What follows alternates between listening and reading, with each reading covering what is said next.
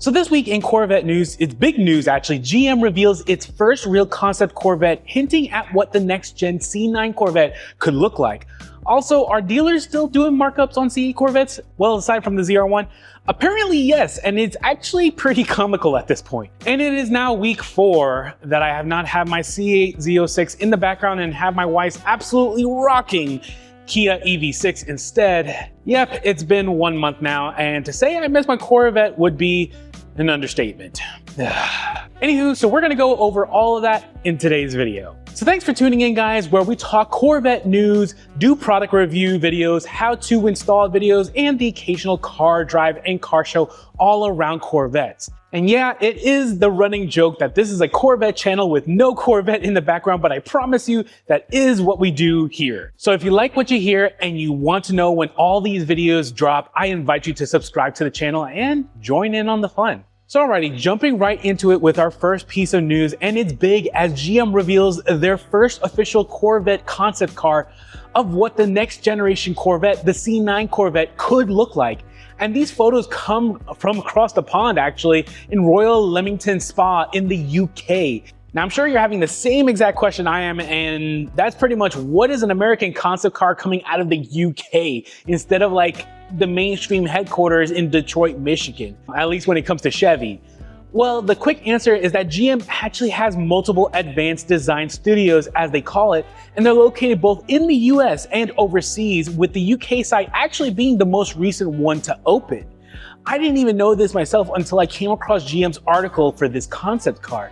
As part of GM's global design footprint, they have studios in Detroit, LA, Shanghai in China, Seoul in South Korea, and now in the UK. And they do that as part of the concept studies to get a more rounded insight and input from different cultural trends and a wider array of just engineering and visual talent.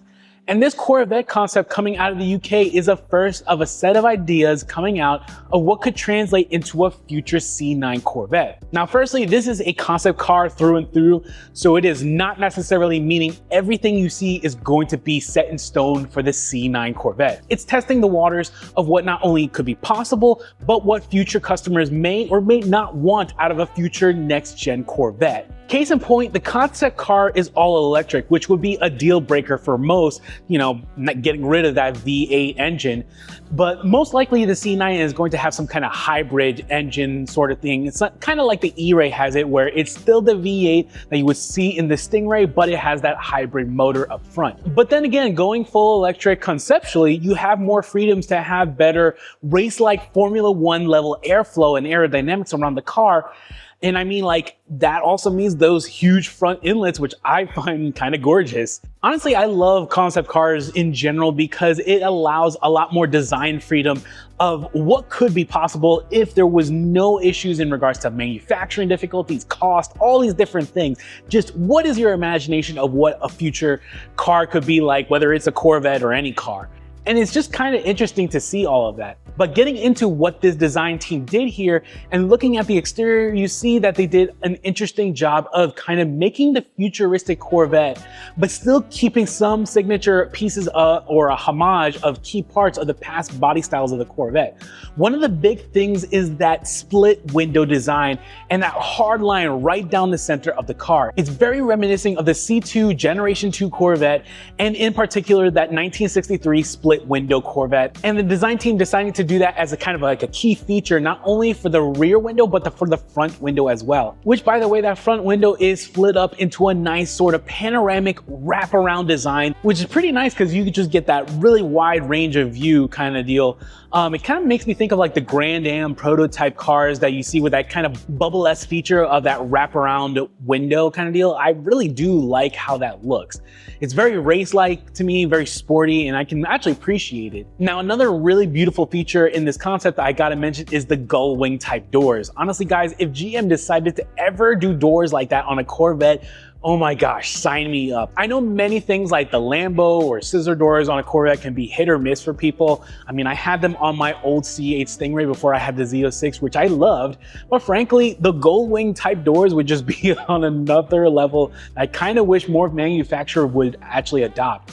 It's cool on the DeLorean, and it honestly would just look cool on other cars that you see out there. And then on top of that, the design team really embraced the idea of using additive manufacturing structure to build a future Corvette. Now, what that means in simpler terms is just essentially using a 3D printer to build all the different parts for the car. It's something that is slowly on the rise and becoming more popular with manufacturing, including in the aerospace industry, which I'm a part of as an aerospace engineer. And it's exciting because this means that you can make way more complex types of shapes and aero than you typically would. And you need that to justifiably make really large swooping inlets that don't cost an arm and a leg to produce, because that shape is just too complicated to use the normal building means. That's why you see it on this concept car, and that's why they mention additive manufacturing. It would be the way to do this. Now, the real issue of why we don't make, well, I'll just say 3D printed cars, it's easier to say. Nowadays, it really comes just down to strength and longevity of those parts. Parts that are built as a 3D printer layer by layer typically don't have the same level of strength and resistance to wear that a piece just like, normally would be made out of, like, let's say a solid piece of aluminum. But newer technologies and newer methods of printing or additive manufacturing will soon fix these issues, which would be huge for future cars built out there. And this design team has recognized and embraced that philosophy, which is why they make such an emphasis in this latest Corvette concept car. Overall, I think it's a great start to tell us attributes of the C9 Corvette and what it would look like. The C9 at this point is probably about 4 to 5 years from being produced as a car, so it's exciting that we're getting those first bits of crumbs now. And let's face it, there hasn't been much info out there on what the C9 is going to look like, and GM has been pretty tight-lipped about it all. And it's especially important considering that the C8 Corvette is now on its 5th year, so the design is starting to get a little bit on the older side of things, and we're about due to start seeing what the next gen Corvette would look like. But yeah, overall, I do like this initial concept Corvette, but what do you guys think? What's your favorite feature, and what is the feature that you like the least? Let me know in the comments. I would love to know. Okay, so this next part of news really isn't much news, but more of a social media post I happened to come across. And this post was part of a social media group that looks at C8 Corvettes that are for sale under MSRP. And this post was just poking fun at this one dealer selling a C8 Z06 for well above sticker price. And not brand new, actually, it's slightly used. Now, if anyone has been in the C8 Corvette market lately, it's actually evident that there's plentiful supply of C8 Corvettes on the market, from your general Stingrays to even Z06s and E-Rays, and the demand has been exceptionally dwindling. So right now is actually a great time to get a fantastic deal on a Corvette, with brand new ones selling easily $10,000 to $15,000 under MSRP. It's only the ZR1s that are the newest upcoming flagship Corvettes that have some kind of ridiculous markup at this point. Anyways, now what makes this humorous is that this Z06 is trying to sell at nearly 200 grand at an actual Chevy dealership. In fact, based on its simple search, it's the highest listed Z06 in the country. It's not even new, it's slightly used, actually comparable to a price of around 45 grand if it was at like MSRP essentially. And so it's not even completely decked out. But it made me think if there are other Chevy dealers trying to still mark up Corvettes, still thinking they can get some sucker to buy the car. So I did a quick look, and thankfully I wasn't coming across much of markups in Corvettes anymore, at least from Chevy dealerships. In fact, a lot of these clearly overmarked Corvettes I saw were on non-Chevy type dealers, which doesn't surprise me when it comes to specialty shops that look to buy a certain higher end sports car. So I know I got my C8 Z06 at $17,000 under MSRP, and I know it had like 3,500 miles on it, and it was slightly used, but it was still a heck of a deal even 6 months ago to get that car. And now it's becoming a lot more of the norm, which is a good to see in my opinion, especially for those who have been waiting to get a Corvette. This is honestly the time to get one if you are ready to pull the trigger.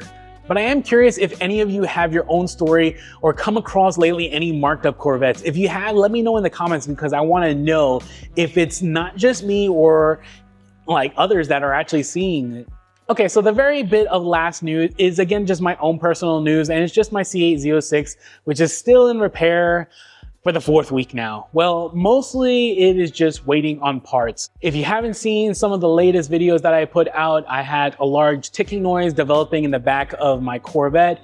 Went to diagnose it, figured out it was the rear drive axle that was failing essentially, and I had to get that replaced. And the job is not that difficult. It's actually kind of like a day-long job. That's all warranty covered, by the way. But the part itself has been on back order for a month now, and yeah, it's so frustrating. So I've had to do a little bit of shifting of content around from my original plans. We are going to be doing some, I do have a whole bunch of how-to videos that I have to kind of go through.